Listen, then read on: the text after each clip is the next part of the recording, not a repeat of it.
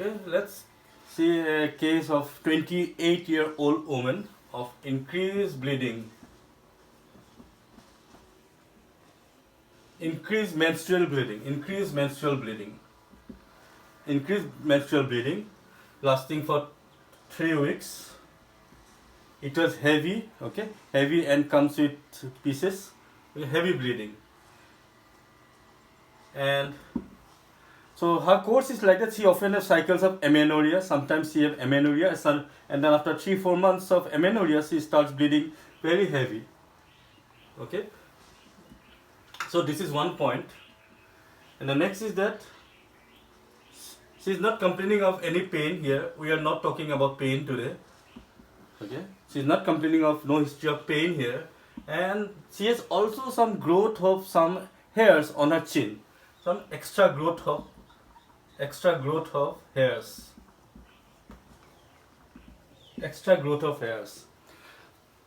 So these three things: increased menstrual bleeding lasting for 3 weeks, and she always have irregular menstrual cycles.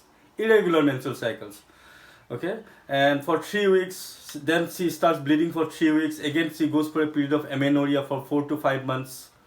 Okay, again she starts bleeding very heavy, which lasts for 3 to 4 weeks. Sometimes lasts for 2 weeks, sometimes lasts for 2 months, and very heavy bleeding.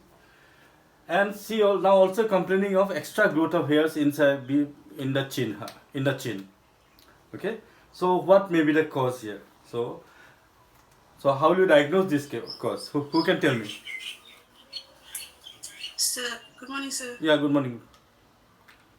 Is it polycystic ovarian syndrome? Okay, so one is a PCOD, polycystic ovarian syndrome. Anyone else? Any other diagnosis you can make? But this is not endometriosis. Because why this is not endometriosis? Because there is no pain here. Remember, endometriosis comes with pain. Now, yes. Who is the next? So you could be taking oral contraceptives, maybe progesterone contraceptive. Okay, so you are saying she is taking oral contraceptive, but oral contraceptive usually don't cause amenorrhea, okay? And there is no extra growth of hairs. When there is extra growth of hairs, so we are excluding oral contraceptive. So as she said, there is increased bleeding, pain, and someone has just written it is PCOD or PCOS, polycystic ovarian disease.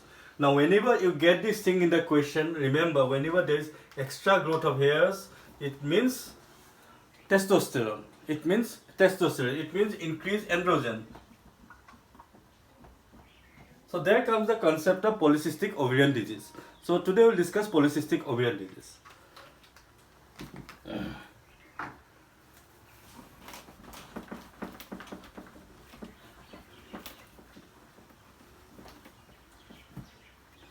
So when you say polycystic ovarian syndrome or polycystic ovarian disease, what happens? There is a period of amenorrhea. Okay.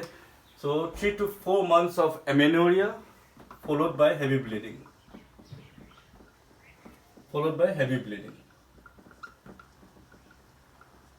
Now, why you say polycystic ovarian syndrome? Because when you do ultrasound or when you see the ovary from outside, the ovary is big, is bigger in size, the volume has increased.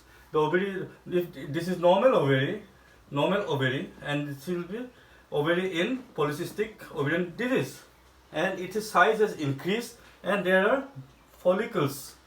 There are multiple follicular cysts, usually more than 12 for diagnostic. Okay, we'll do that in diagnostic. In Rotterdam criteria, it should be more than 12. It will be around 12 to 14 follicles usually. Okay, so there are multiple follicles here. So these follicles which could not ovulate, is causing cyst. So that's why polycystic ovarian disease. So that's how it comes. And one more thing, it is very commonly associated with obesity. And very commonly associated with type 2 diabetes. type 2 diabetes. Often you will see patient coming with irregular menstruation, heavy bleeding, and then you will check their glucose is very high or they are very obese, and often you will see some sort of black velvety appearance on the back of the neck, which is typically found in diabetes. We call it acanthosis nigricans.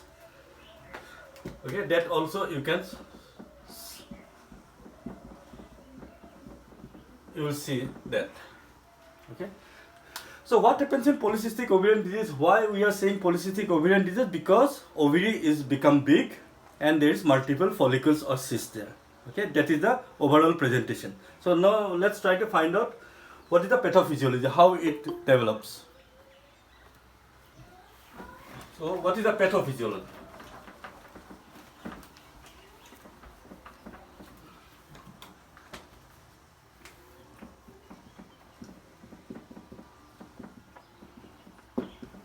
Okay, this part if you understand the pathophysiology, you can understand the whole concept of PCOD. Remember, PCOD is also called as, in earlier books, it is also called as Steen-Leventhal syndrome.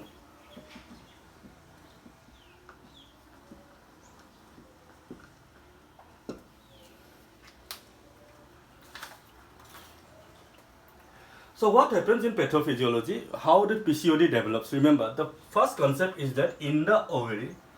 Now we know normally in the ovary what happens, this every month there is a development of an egg, and ovum develops and goes for ovulation. So what happens normally in the ovary, inside each follicle there are multiple 4 to 5 or 5 to 6 follicles develop, and one of them matures and become. So out of these 5 to 6 follicles, one of them matures, and rest of them could not go for the final stage. And then finally there is, at the 14th day, this ovum is released, what we call ovulation. What we call as ovulation. So that is the normal thing that happens in 14th day. So here menstruation, and then there is the ovulation here, and then again menstruation here. So what happens in ovulation and the 14th day? There is a release of ovum. Okay. So before release of ovum, what happens? There is development of follicles. So 4 to 5 follicles develop every month, and out of that the best one goes for ovulation. Now what happens if we block this whole ovulation? If we stop this ovulation, so what will happen? If this ovulation is blocked, that means no ovum is released every month. So what will happen? If no ovum will be released, what will happen to these follicles?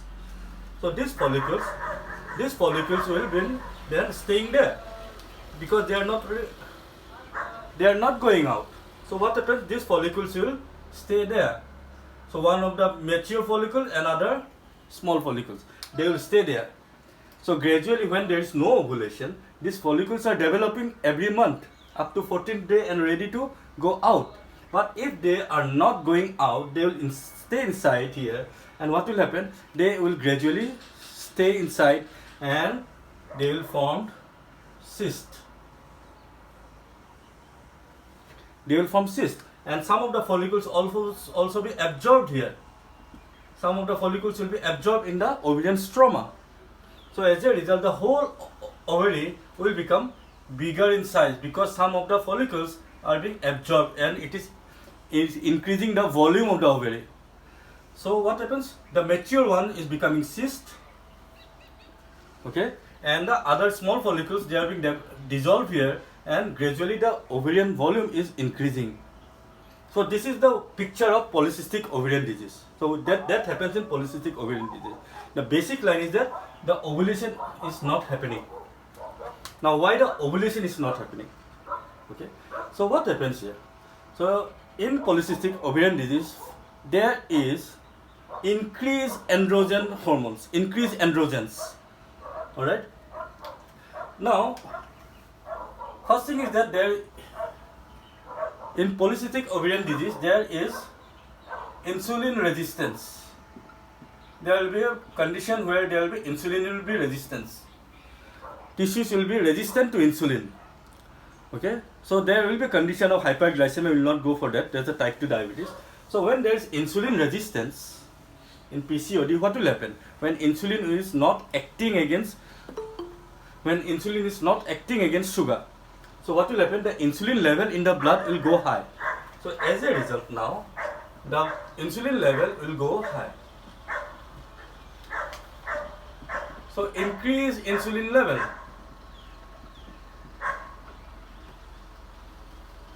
Now when insulin level in the blood goes high, the insulin act on the ovary. That is the main problem. That when insulin level goes high, this insulin disturbs this follicular growth. It disturbs the follicular growth.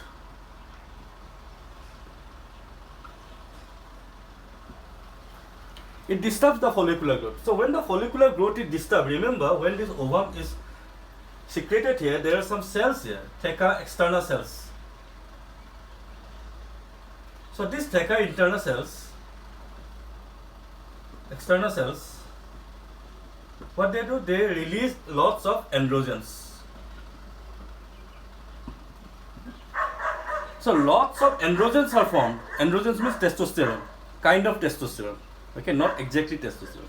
It is a variety of testosterone. So a lot of testosterone is included in androgen, yes. So a lot of androgens are formed. So what happens here? There is a situation of insulin resistance. So as a result, insulin are not being used up. So insulin level in the blood goes high. So when the insulin level in the blood goes high above a normal level, then what will happen? It will leave the liver and other organs, but what it will do in the ovary, particularly in the ovary, it will disturb the follicular growth. So follicular growth maturation will be disturbed, and as a result ovulation is also disturbed. So there will be a situation here, because of insulin level in the blood, there will be no ovulation. There will be a situation here, there is no ovulation. So when there is no ovulation, remember, when there is no ovulation, what will happen? There will be no corpus luteum, because when the egg goes out, this remaining tissue becomes corpus luteum. When the egg goes out, the remaining tissue becomes corpus luteum. So if there is no ovulation, there will be no corpus luteum. So if there is no ovulation, if the ovulation, you cut off the ovulation, so what will happen? There will be no corpus luteum. Now corpus luteum secretes progesterone hormone. So there is a condition here of decreased progesterone situation. So no corpus luteum means no progesterone. Alright. So let's try to understand the second part of the pattern. Now what will happen if there is no progesterone? Means this is a situation where there is unopposed estrogen. So normally this is the 14th day, 28th day, this is the estrogen phase, okay, which takes a peak and then it comes down. Then there is a progesterone phase, and then in the 14th day there is a LH surge. So what are the things happening here? Here there is no progesterone, okay, we remember that thing, we keep that in mind, that there is no progesterone, which will come back to it. Next, what happens? There are so many androgens secreted here. When there is no ovulations, these theca externa cells, they behave very in awkward manner, and they start secreting lot of androgens, which are testosterone, basically testosterone. These androgens, what they form? They are the male hormones. They are forming testosterone. Now in the female body, there is one important enzyme called aromatase. What this aromatase do? This aromatase converts testosterone into estrogen. Okay, so testosterone is converted to estrogen. So if there is a situation where there is lot of androgens, what will happen? There will be lot of testosterone and lot of estrogen. Okay, so there is no progesterone. Progesterone level has gone down, and then there is a high estrogen level, increase estrogen level, high estrogen level. Now what happens if the estrogen level in the, so what will happen if the estrogen level in the blood goes high and high? What will happen to the endometrium?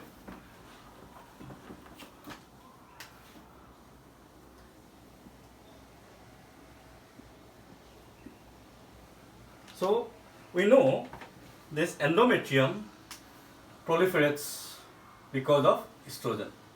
So in the 14th day, in the 0 to 14th day, there is high estrogen level. In the 0 to 14th day, so this is the estrogen phase, this is the progesterone phase. So in the first 14 days, there is increasing estrogen. Estrogen level goes high. So this high increased estrogen level will makes it proliferate the endometrium. Endometrium grows bigger. So if estrogen level goes high and high and high, what will happen? The estrogen layer will become more and more. So we call that estrogen hyperplasia.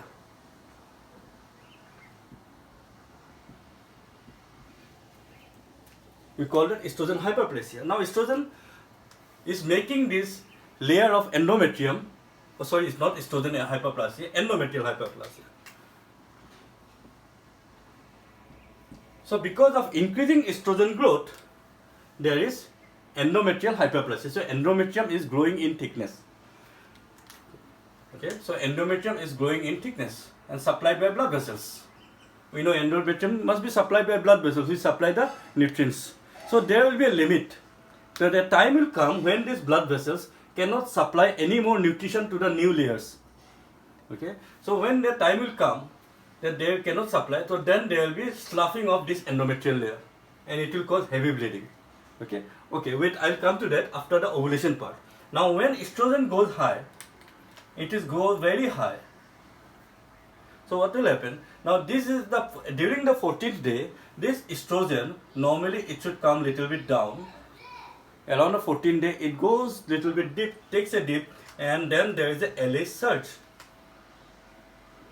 LH surge.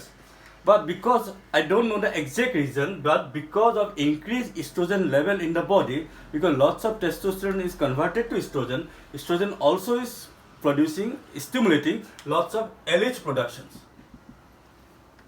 So here we have increased estrogen and increased LH.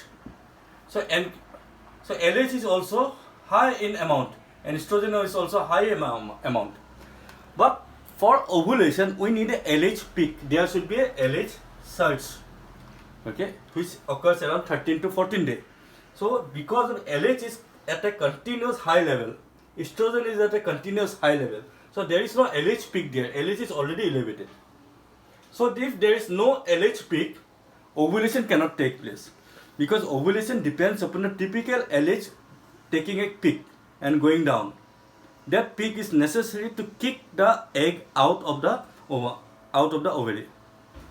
But here in this situation, there is elevated estrogen level, which is also making a high LH level. So it has been noticed that when the blood is tested in PCOD cases, there is high estrogen level and high LH level. So when the LH level is very high, LH level is already very high, so there is no condition when there can be a peak, because LH is high always. It is high. For ovulation, we need a LH going up on the 14th day or 12th day and going down. This is the situation which kicks the LH, this is the thing that kicks the egg out. But here LH is a constant level. Why? Because estrogen is also high, so that estrogen is making LH at a constant level. Exactly, that is not yet been found that how estrogen increase the LH level. But it is found that in PCOD, because of high estrogen level, there is a high LH level. So high estrogen level, high LH level. So there is no LH peak now. So because there is no LH peak, this is leading to anovulation. So no ovulation or anovulation. So there is anovulation, no ovulation. And if the ovulation don't take place, we know there is no corpus luteum. So no corpus luteum, no progesterone. So estrogen is at a high, LH is high, so no ovulation is taking place. So there is no progesterone. And for menstruation to occur, there must be a progesterone withdrawal. Okay, what's happening here? Normally, after 14 days progesterone goes high, and before 28 days progesterone goes down. So here this is called progesterone withdrawal, because progesterone maintains the endometrium. But here progesterone is not going high or going down. Progesterone has gone down. And what is happening here? Here estrogen is going high and high. LH is going high and high. So endometrium is growing big. So because there is no ovulation. Okay. So no ovulation leading to no progesterone. No progesterone means no progesterone withdrawal, no menstruation. So as a result, there is no menstruation. So often patient complains of history of amenorrhea for 3 to 4 months or irregular menstrual cycles. Here in PCOD, there is never regular menstrual cycles, irregular menstrual cycle, or period of amenorrhea for 4 to 5 to 6 months, and then she will start bleeding again. And that bleeding also very heavy bleeding, lasting for 2 to 3 weeks or 2 to 3 months.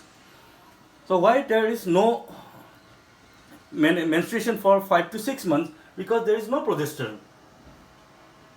So because of lack of progesterone, this progesterone withdrawal is not there, and estrogen is going high.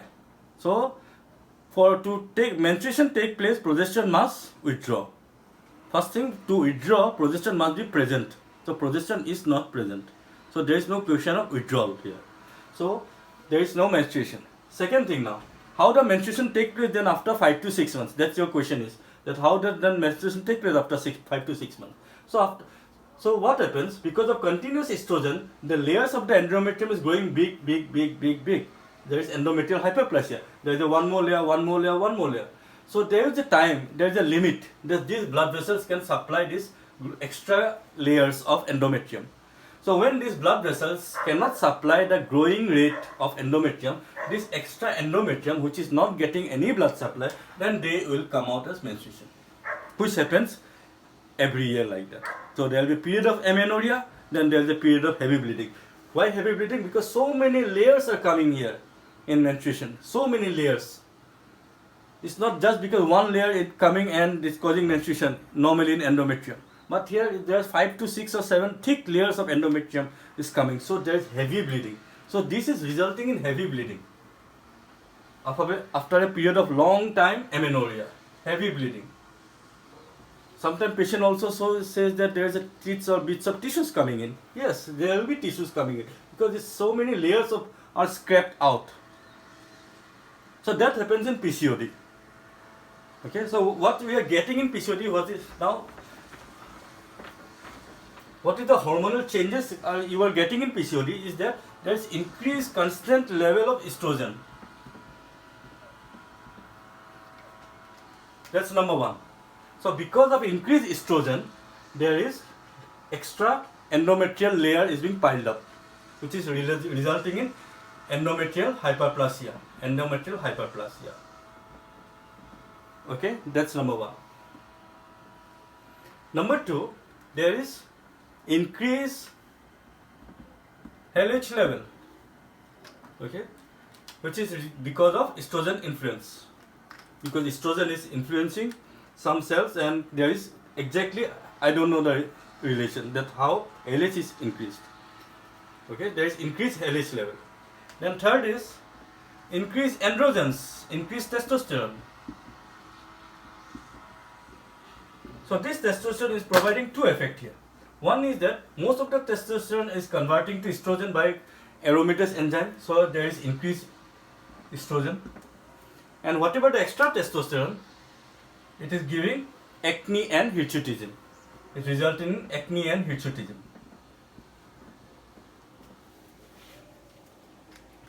Number 4, what is happening here? There is decrease in sex binding globulin. Decrease in globulin. Sex binding globulin, okay? Sex binding globulin. So what is this sex binding globulin? So when there is increased testosterone, or there is increased blood sugar, or there is increased insulin in the blood. So this is a multi-factor, okay? What is happening in this situation? There is hyperinsulinemia, because insulin tissues are resistant to insulin, so insulin is not being used. So there is a situation of hyperinsulinemia, increased insulin. So insulin cannot now not using to decrease the blood sugar, so increased blood sugar, and there is increased testosterone. So this is a multifactor. So what they do, these three multifactor, they are affecting the liver. So they are influencing the liver, and as a result, liver is producing decreased sex binding globulins. So decreased globulins are formed, sex binding globulins are formed. Now these are the globulins which keep the testosterone occupied. So when testosterone is in the blood, so 99% of the testosterone, they are bounded to globulin and albumin. Only 1% is free. That free is the active testosterone. Okay.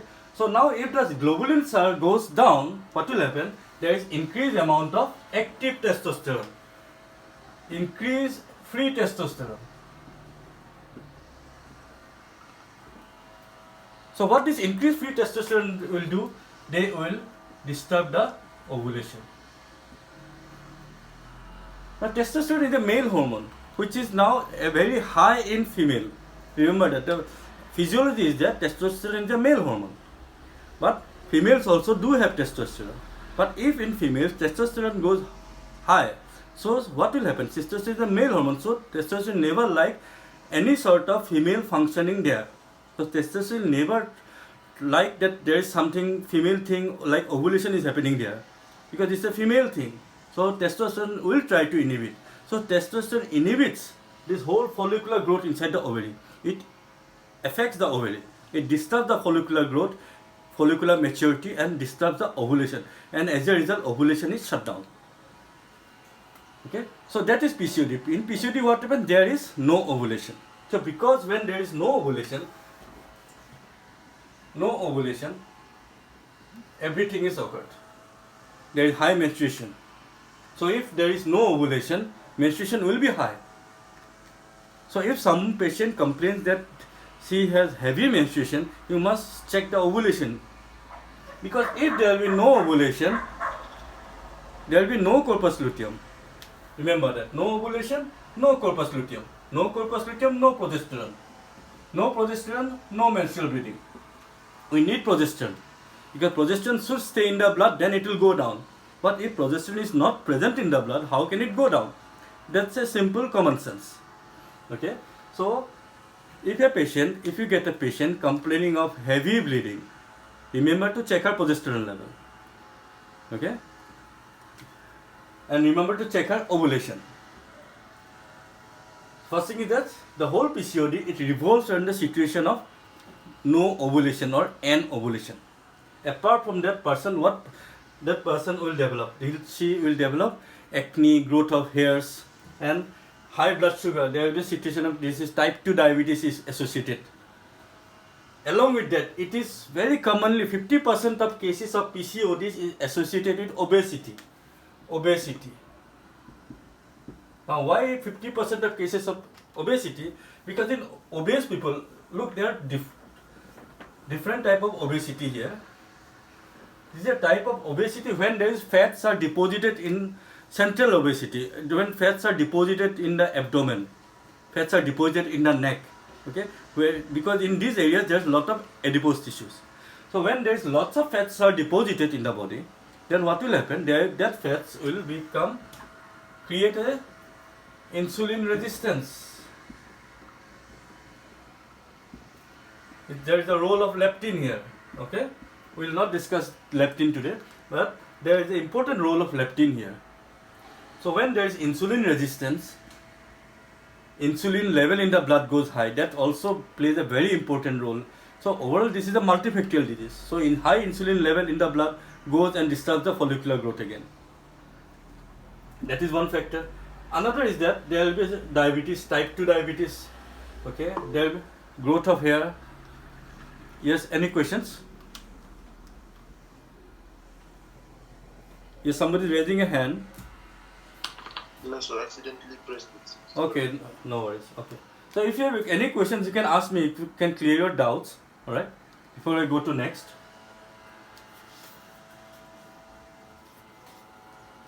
Any questions in the pathophysiology?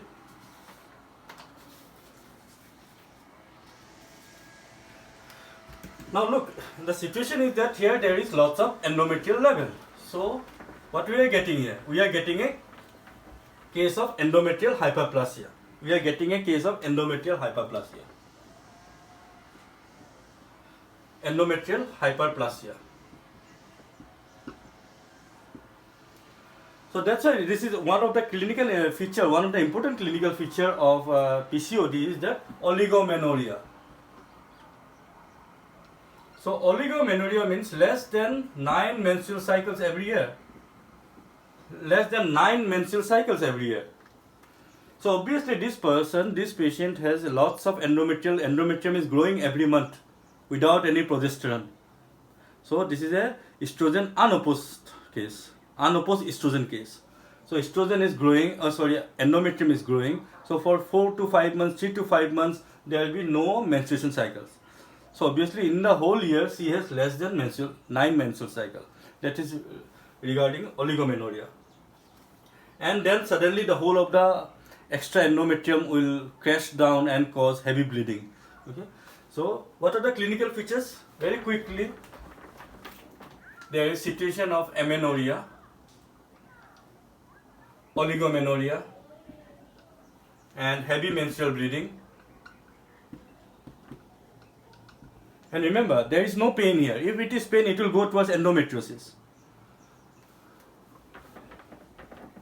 Heavy bleeding, then extra growth of hair, some androgenic features.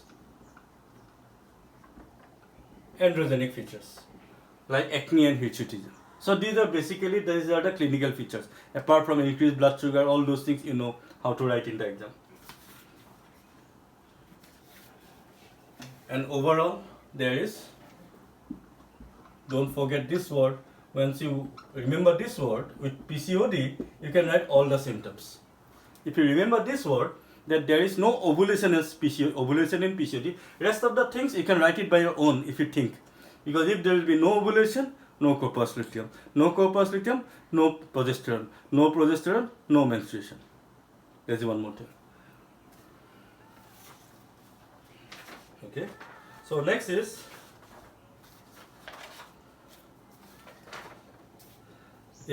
how will you diagnose?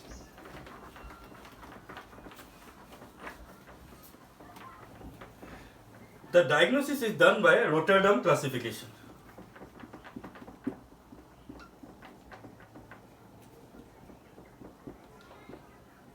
Rotterdam classification.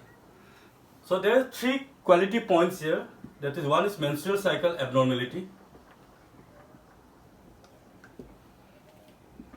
Then clinical or biochemical evidence of androgens. 3, in ultrasound, detected follicular cyst.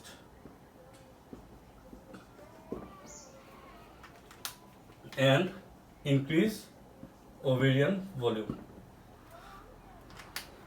So according to the Rotterdam classification, number 1, there should be menstrual cycle abnormality. Okay, how will you diagnose? We diagnose by Rotterdam classification. So in Rotterdam classification, at least out of these 3, 2 should be present.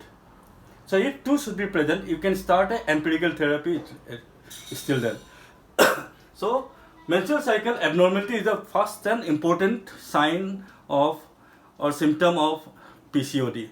That what is menstrual cycle abnormality? Delayed menstruation, period of amenorrhea followed by heavy bleeding. Okay. So menstrual cycle abnormality will be there. This is an irregular menstrual cycle. Don't forget this. This cannot be regular because we don't know when this endometrium will scrape off. It's not related to ovulation because in this patient the ovarian cycle is completely cut off. There is no relation to ovulation here. So always irregular cycles. Next is that there is clinical or biochemical evidence of androgens or testosterone. So one, you can detect in the lab there is high testosterone, or you can find some acne or hirsutism features. So androgens, where this androgens is coming from? They are coming from increased secretions or uninhibited of increase. So as a result, testosterone is more and more secreted. Androgens are more and more secreted by the theca externa cells and the ovarian stroma. Normally they are also secreting little bit, but now in PCOD, because of hyperinsulinemia, they are secreted in a heavy amount, in an increased amount, which is producing all other symptoms. That's number 2. Number 3, when we do the ultrasound, you should find the first thing, you should find the increased ovarian volume. Don't forget it, increased ovarian volume. The volume size of the ovarian will be bigger, at least from more than 10 ml. 10 ml size be at least bigger, and there will be follicles which has formed cyst more than 12. It's around 12 to 14 usually, so more than 12. Then you can say that this is a follicular or polycystic ovarian syndrome or polycystic ovarian disease. Okay. Now what are these cysts? They are those cysts which fail to ovulate. So they stayed back and they formed a cyst. Okay. And some of the cysts are dissolved in the stroma and increase the volume of the ovary. So out of these 3, at least 2 of them present. In many times you may not get any evidence of ultrasound is normal, but if you are getting menstrual cycle abnormality or any clinical signs, still then you can start the treatment. So this is about Rotterdam's classification. Okay. So what's next is treatment.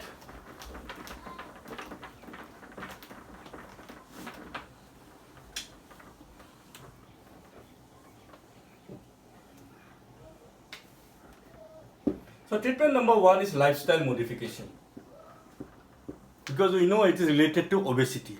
So healthy lifestyle, I don't need to comment on that. What is a healthy lifestyle? So lifestyle modification, reduction of weight reduction, dietary modification is very important. So why we are doing it? So that there is less and less insulin resistance. Number 1. Number 2 treatment is OCP, oral contraceptive pill, which contains ethinyl estradiol in low amount and high amount of progesterone or levonorgestrel. And this is condition in PCOD, there is no progesterone. So we are supplying lots of progesterone here by external mode. Then why we are supplying estrogen? Now look, this OCP is made of ethinyl estradiol. Ethinyl estradiol. And the estrogen that is produced in the body naturally is estrone. So this ethinyl estradiol is a little bit different in that, because it is a high stimulant of pituitary gland. So when we give this OCP, what they are doing, they are inhibiting the pituitary gland in a negative feedback manner. So estrogen level in the blood is already high in that person. In that patient, there is already a high amount of estrogen. Now you are giving another amount of estrogen. Now this estrogen is little bit different. So what they do, they will inhibit the pituitary gland. And as a result, when there is negative inhibition of pituitary gland, there will be decreased LH, decreased FSH. What we want to do? We want to do this. We want to down these hormones so when we decrease the LH and FSH, so there can be ovulation, because LH is very high. We want to reduce this LH.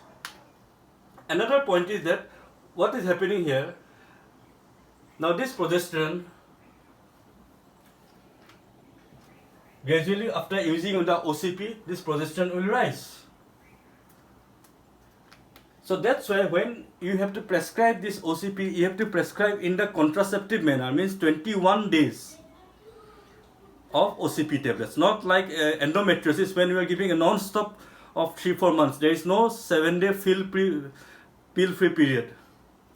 So here in this case, you are giving the OCP just like as if you are giving it for contraception. It's giving it for 21 days and then 7 days of free period. So after 21 days of getting enough progesterone, and when in 7 days you are stopping the progesterone, so there is a progesterone withdrawal like of situation. So when there is progesterone situation, then there will be menstruation. So we are also inducing menstruation because we don't want the endometrium to grow further. Because one of the biggest complications is that when this endometrium is growing layers by layers, when there is endometrial hyperplasia, that is not so long that this hyperplasia may turn into metaplasia and anaplasia and turn into endometrial cancer, which is one of the most common complications of PCOD. It can result into cancer of endometrium. Okay, so when we are giving OCP, we are trying to halt this endometrial hyperplasia and preventing the cancer of endometrium, endometrial carcinoma. So that's why this OCP has a dual role. First thing, we are shutting down the ovary. We are trying to down the ovary, okay, and so not trying to down the ovary. We are trying to reduce the LH and FSH, and as a result, what will happen? Yes, as a result, what will happen? Ovary will be in low active. It is very low active. It will very down goes. It will goes to very hypoactive situation. And when ovary will go to like that, again there will be now what will happen? This progesterone will take care of the rest of the part because ovary will not produce any progesterone. So this progesterone supplied by outside, it will take that part, and this extra estrogen which you are giving in progesterone, it can also, because there will be, once you start the OCP tablet, the patient will go for now down to estrogen because it will bring down the estrogen level by doing this hormonal manipulation. So estrogen level will go down, but the patient also needs estrogen for her bones and for her other sexual functions. So that thing will be covered by this estrogen. Okay, that thing will be covered by this estrogen, and rest of the things about bringing menstruation is covered by progesterone. That's why this OCP is the #1 treatment for PCOD, which helps in a very lot of multifunction. It is OCP is multifunction here. It is preventing the person from endometrial carcinoma. It is preventing endometrial hyperplasia. It is inducing the menstruation at the time. Okay, and as a result, there is no delayed menstruation. That's why there is no heavy bleeding. And this estrogen part, it is bringing a negative feedback and decreasing the LH and FSH, and it is also supplying the extra estrogen needed for the other physiological functions of the body. So this treatment, OCP, you will give to only those persons who don't want to conceive. So this treatment, OCP treatment, is for those people who don't want to conceive. So there will be two varieties of patient here. One patient of variety, one who want to conceive, and one who don't want to conceive. Then you can start OCP.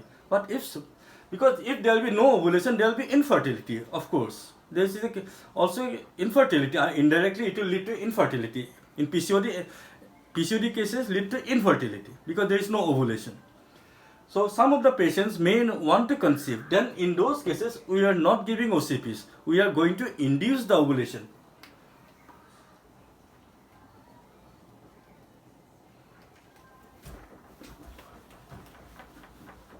So can you tell me any one drug which can induce ovulation?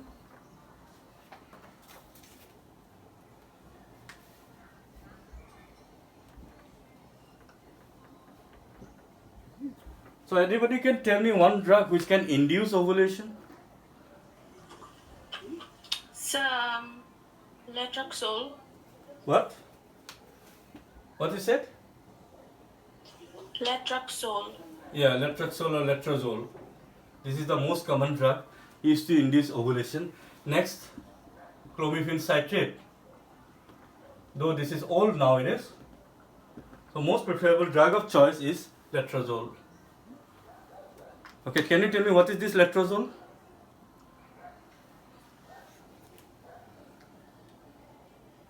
So this letrozole is the aromatase inhibitors. Remember, this is the aromatase inhibitor.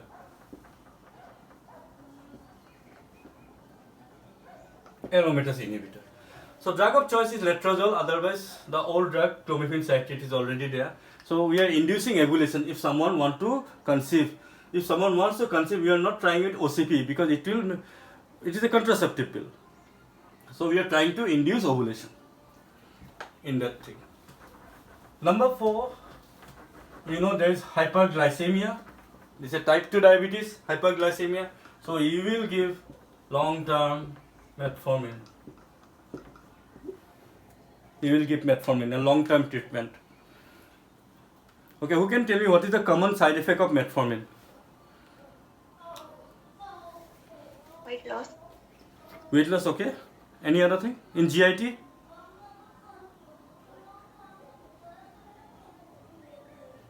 Don't say nausea, vomiting, headache.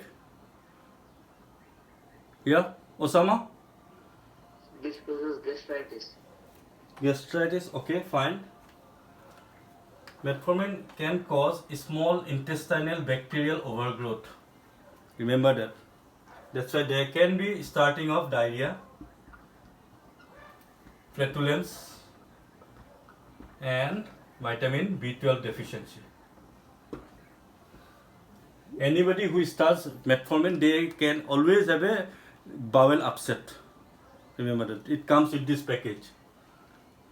And this is one of the drug of choice for type 2 diabetes, which can cause diarrhea, upset, because it changes the gastric flora, it changes the normal bacterial flora, and also increases some other bacteria, leading to indigestion, flatulence, lots of gas productions, and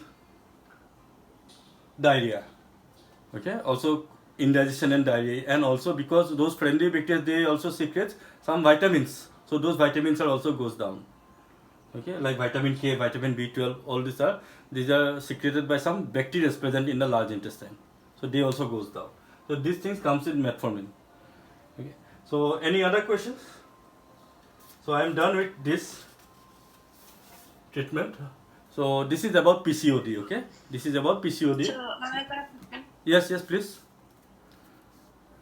How do we treat the infertility in this case? So if it is infertility, we have to deal with ovulation. We have to induce the ovulation. And remember, when treating an infertility, when you will get an infertility case, you have to investigate. You have to exclude endometriosis. You have to exclude all the disease. Okay, and you have to exclude PCOD. You have to exclude the STI. And after all, even like in endometriosis, because endometriosis also leads to infertility. Okay, endometriosis also lead to infertility, and PCOD also lead to infertility. In endometriosis, if it is suspected, we did a diagnostic laparoscopy plus diagnostic and therapeutic laparoscopy. We tried to, but even then the results are not seen that patient will become fertile. So similarly, in PCOD also, what we are trying to do, we are trying to induce ovulation by giving ovulation stimulatory drugs. Okay, and we are trying, but many of the things we can't answer. We are trying, we can only facilitate. But I have seen many of the failures even finally patients go for IVF and other things. It's not that you are starting ovulation and she'll get pregnant in next month. It's not, there is nothing guaranteed there. There are so many things. It's a multifactor. To get pregnant is a multifactor. It all depends on the brain and all other physiological functions. So we can only try to treat the infertility. So patient want to conceive, we can induce ovulation. But it's not that you are giving treatment tablet. Now many of the time you give one injection of clomiphene or one injection letrozole, you can see patients are having twins. Yes, because there are so many, when you are giving ovulation inducing drugs, so many eggs are coming out. It can bring triplet also. And many of the times you are giving drugs and they are still not pregnant. So it depends on many things. We know that infertility is not only because of female factor, it is also by male factor also. So it's a long process. Okay, so we cannot judge that infertility is big. We are giving ovulatory drugs and still become fertile. No, we cannot do that, right? Okay. Okay, thank you. Any other questions? Okay, so question is, so for N ovulation, we can say the main cause is high insulin level as it. Okay, the question is coming here, wait. So we can say the main cause is high insulin level that causes estrogen, that increases estrogen as fast. Yes, you can say that, but it is a multifactorial. I'm again saying it. It is the N ovulation that takes place here in PCOD is multifactorial. Okay. Yes, it is because of high insulin level, but many of the times 20%, 30% cases there is seen that insulin level is not there and still patient is insulin level is still not high and patient is still having high estrogen level. So you can say yes, this is a multifactorial reason. It is responsible, but still 20-30% cases we don't know what is the cause. But there is an ovulation. But there is increased secretion of androgens. That we know. Okay? What is the next cause? Any question, other question?